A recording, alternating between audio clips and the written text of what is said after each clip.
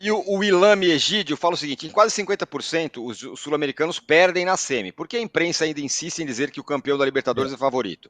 Bom, talvez isso vá piorar, porque saiu aí o novo Mundial, que vai ser disputado já o primeiro Ou os no meio do ano que novos, vem. né, Pironi? Os novos. Então será de Novos 4 em 4 mundiais. anos, esquema Copa do Mundo. Chave, primeira fase grupos, classificam 2, depois mata-mata.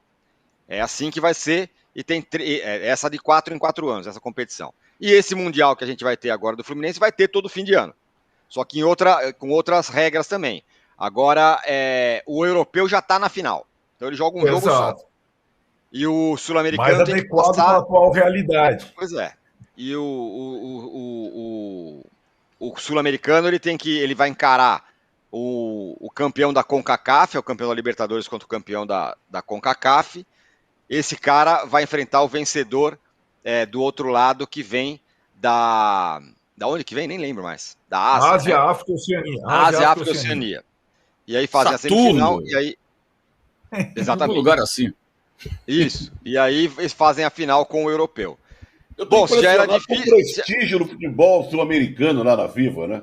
Não é? Cara, o time vai ter que gramar, cavucar, nadar, pular, triatlo, bicicleta, pular na mangueira, não sei o quê, para pegar o europeu que está sentadinho lá. Mostra a realidade atual do futebol no Mundial. Não, e politicamente a FIFA com isso ela diminui um pouco o atrito com os europeus que ficam de saco cheio de ter que viajar lá para o Oriente Médio, onde geralmente acontece a competição, ou como foi na temporada passada no Marrocos, né? Mas geralmente é Catar, agora Arábia Saudita, Emirados Árabes, esses países, né?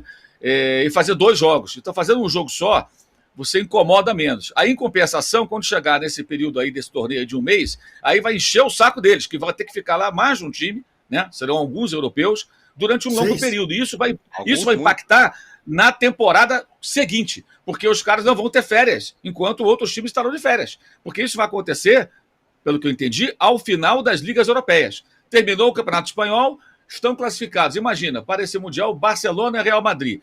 E mais alguém. Terminou o Campeonato Inglês, está lá o Manchester City, o Liverpool e mais alguém. E o Arsenal, né, irmão? O Arsenal hoje o Arsenal iria, né, pelas campanhas, acho que se classificaria por ranking, está sempre entre os primeiros. Então vão 3, 4 times de cada um desses países. E aí os outros estão de férias. Aí volta, como é que faz? Não tira férias, tira quando? Isso vai gerar discussão. A minha dúvida com relação a vingar esse torneio é justamente essa. Isso vai impactar nas ligas, que é o que dá dinheiro para eles. Alguém acha que a Premier League tem interesse em inflar um produto da FIFA e esvaziar a sua competição? A Premier League tem uma vida própria, que, aliás, chega a ser uma coisa nojenta em alguns casos. Estava vendo uma entrevista do grande Renato Senise, né, nosso companheiro que está há um tempão na Inglaterra, trabalhando lá junto com o João, com a Nathalie, com os amigos lá, com o Fred. E ele contando de uma história, de uma entrevista que ele fez com o Lucas, né? E, cara, bizarro, assim, a censura. Ele não faz uma pergunta sobre política, ele faz uma pergunta de rede social. O Lucas, que tem lá suas preferências políticas, né? Não vou nem entrar nesse detalhe, fala a respeito do tema, e o assessor, com o tradutor, vai lá e censura. E ainda manda para a emissora onde ele trabalhava, que era a ESPN na época, uma reclamação formal. Quer dizer, além de tudo, a Premier League ela vive numa bolha onde ela censura, inclusive, jornalistas que fazem uma entrevista com o jogador e ele espontaneamente toca no assunto. Não pode falar de política, não pode fazer isso, não pode fazer aquilo. Então, uma organização como que tem uma vida própria, um organismo que tem vida própria, como esse, que fatura tanto dinheiro, que até name rights já abriram mão há um tempão, lembra aquele banco Barclays era patrocinador, já faz algumas boas temporadas, 4 ou 5, que eles tiraram o name rights. Não precisamos. A gente vai investir no nome, na marca Premier League, mudar até a programação visual, aquele leão, aquela coisa toda, para valorizar a marca Premier League sem associar o nome de uma empresa a ela, porque eles não precisam mais disso. Então, qualquer coisinha que mexa com eles é apertar o calo. Então, eu acho que vai ter muita discussão, não só dos clubes, mas da Liga e de outras também, como o caso da Liga Espanhola, da Bundesliga, que já tem aquela parada do inverno, né? O Arnaldo até vai tirar uma folga agora, que eles vão parar de jogar, ele que comenta o Campeonato Alemão na TV Cultura, e por aí vai. Então, eu acho que vai ser difícil emplacar. E, na minha interpretação, esse jogo único é para dar uma compensada para os europeus. Olha, a gente vai encher o saco de vocês aqui, mas nos outros anos é tranquilinho, um joguinho só, já chega na final, levanta a taça e vai embora. Mais ou menos essa a ideia, me parece.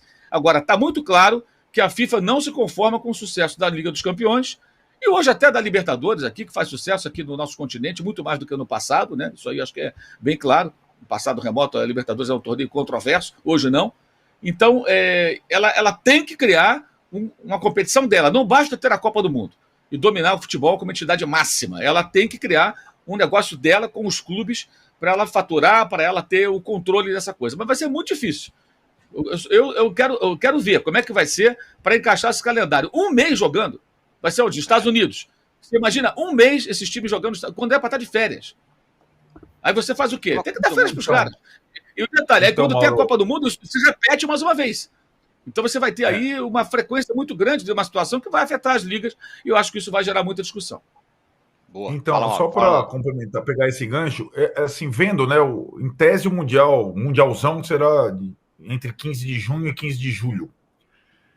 Pensando aqui, talvez na cabeça da FIFA esteja o seguinte: a temporada europeia acaba meados de maio, final de maio. Aí os caras têm um mês de férias.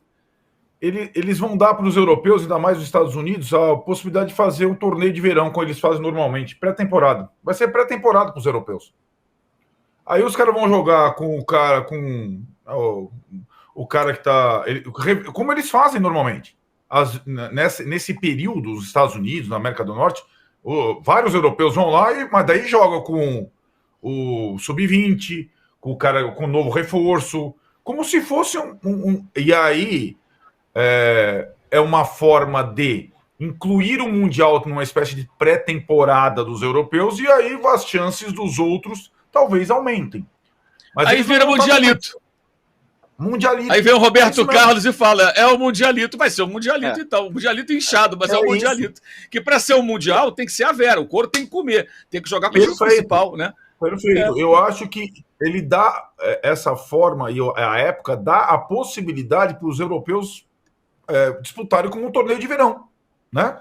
Deve ter, talvez aumente substituição, sabe como é que é? Faça alguma coisa do tipo para Mundialito. Isso mesmo, porque não faz o menor sentido os caras jogarem um mês inteiro.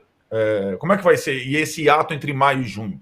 Então dá a impressão que os caras vão jogar lá como se fosse um torneio de verão, como normalmente eles fazem quando vão atuar na América do Norte, antes de começar a temporada para valer na Europa. É possível. Bom ponto esse. Porque tem uma situação que eles nunca vão aceitar, antes que alguém imagine isso, que não, joga com o principal, poupa no começo do campeonato, que é longo, é ruim. Você acha que alguém... O Arsenal vai jogar com...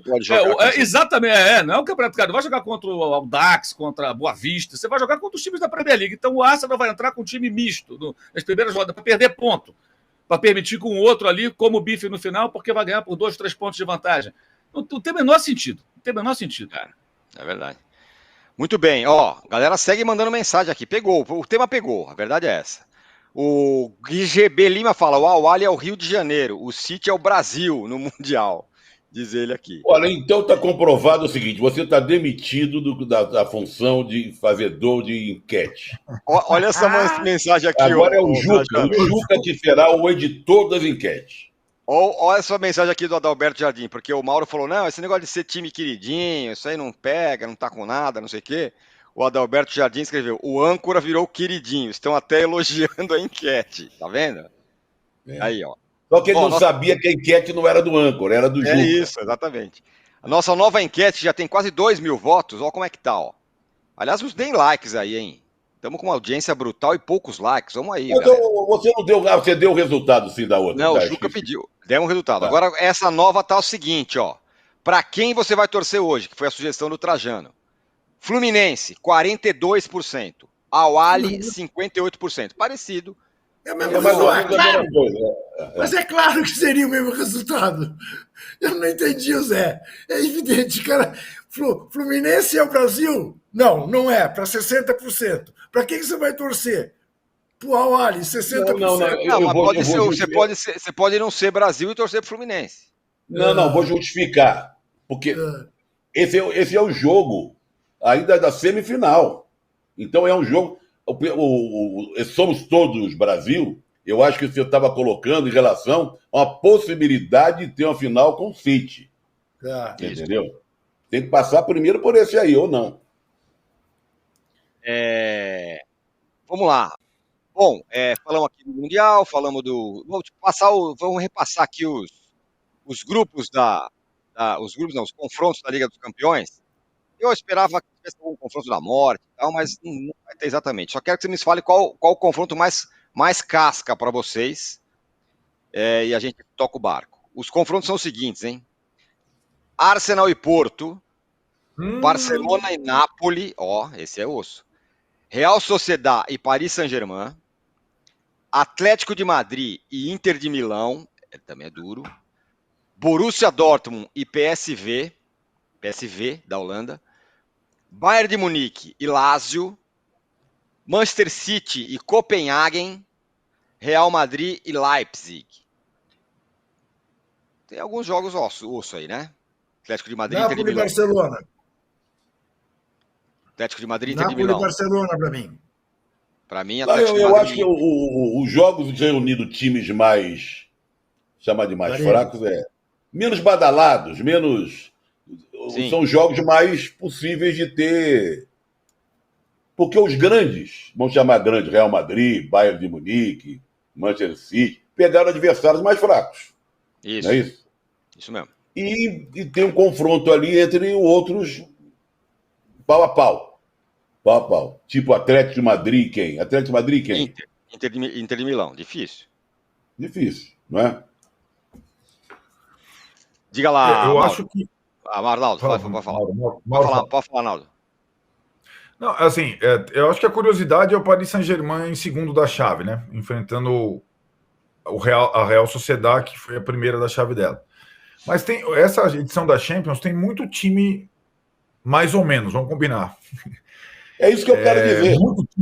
Muito time mais ou menos, desde a fase 1, mas muito time mais ou menos. Inclusive agora no mata-mata. Tem, por exemplo, dois grandes, não digo papões, mas sensações da temporada europeia, o Liverpool, que está disputando a liderança da Europa League, e o Bayer Leverkusen, que é o time invicto da temporada em todas as competições, líder na Alemanha, à frente do Bayern de Munique, estão jogando a Europa League, por exemplo. Né? Não estão na Champions League. Nem começaram na Champions League. Então tá meio dividido esse negócio. Não tem... E alguns tradicionais estão muito mal, como o Manchester United, Manchester United, e outros que ficaram pelo caminho aí no... Então acho que não tem um papão, assim como outras vezes, e nem confronto. O grupo da morte já aconteceu na fase de grupos. O Newcastle caiu fora, o Borussia foi o primeiro e o PSG foi o segundo, e o Milan caiu para a Europa League. Desses aí, eu concordo com você, Tirone. Acho que o mais equilibrado, até pela situação do Simeone, que tem história nos dois clubes, talvez seja Inter de Milão e Atlético de Madrid. Eu imagino que seja. Muito bem. Ô, Mauro, quero que você fale sobre qual confronto você acha mais equilibrado e já emenda se no Brasil vai ser desequilibrado, porque o Flamengo tá feroz. Já contratou o De La Cruz, agora quer o Scarpa. O negócio tá pesado. Só um minuto antes do Fala, Mauro. Eu às vezes bato o olho e leio um comentário. Li um agora que eu adorei, do Vasco Nunes, que diz assim: eles não entendem nada do futebol brasileiro, vão entender de Champions League.